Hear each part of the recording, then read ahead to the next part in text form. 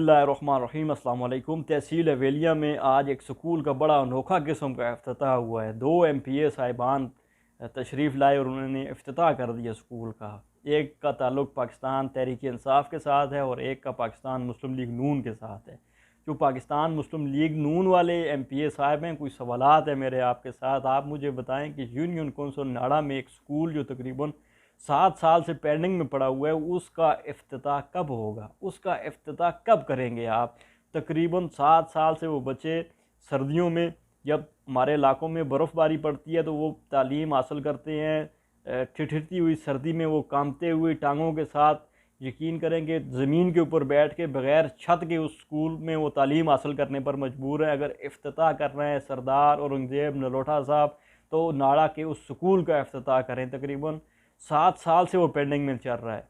और मैं आपको बताता हूँ, तकरीबन 7 महीने हो गए एक पानी का इशू चल रहा है जी यूनियन कौंसिल नाड़ा की विलेज गोरा के अंदर। तकरीबन 7 महीने हो गए, हम रोज़ इनको याद दहानी करवाते हैं सोशल मीडिया के थ्रू, पोस्टर लगा कर, मुख्तलिफ वीडियोज़ शेयर करके, मेहरबानी करके उस पानी के मसले को हल कीजिए। जो विलेज गोरा के मालाजात हैं वो पानी की बूंद बूंद को तरस के हैं। 2022 के अंदर जदीद टेक्नोलॉजी का दौर आ चुका है, लेकिन गोरा के जो मालाजात हैं वो आज भी गधों के ऊपर पानी लाने पर मजबूर हैं। इफ्तिताह भी हुआ, वहाँ पर मशीनरी भी गई, लेकिन ना हो सका तो वो ट्यूबवेल ना बन सका। वो ट्यूबवेल क्यों ना बना, उस ट्यूबवेल का इफ्तिताह क्यों ना हुआ? उसके बाद आते हैं कुछ और जो 15 साल से आपकी कारकर्दगी है उसके ऊपर।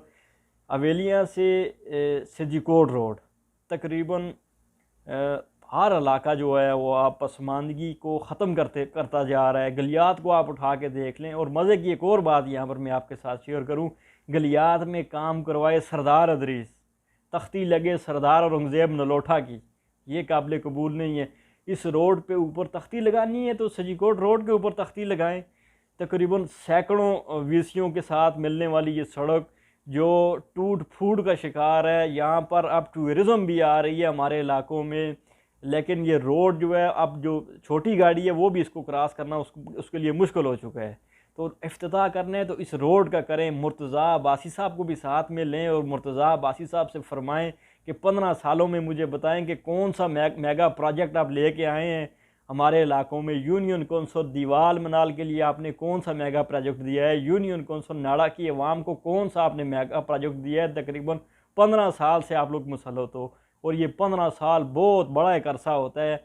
लिहाजा इन नसरबाजियों से आप आने वाले इलेक्शन में कामयाब नहीं हो सकते हैं। ये NA-15 वही हल्का है जिस हल्के से मियाँ मोहम्मद नवाज शरीफ साहब वज़ीर आज़म बने थे, और मियाँ साहब ने कहा था कि मैं इस हवेलियाँ को पेरिस बना दूँगा।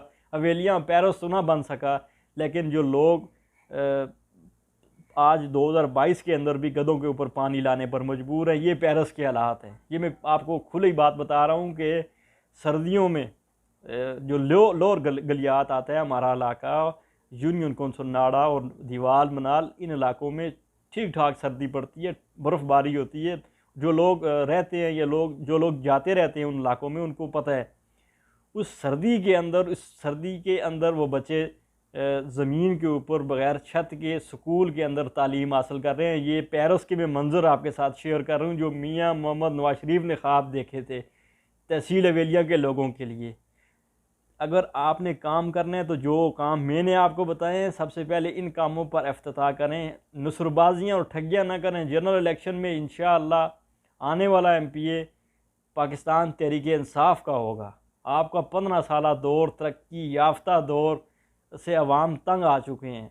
गलियात में लोगों ने आपको आजमाया, गलियात वाले लोग कलमे पढ़ रहे हैं कि हमारी जान छूटे इन लोगों से। बहुत शुक्रिया।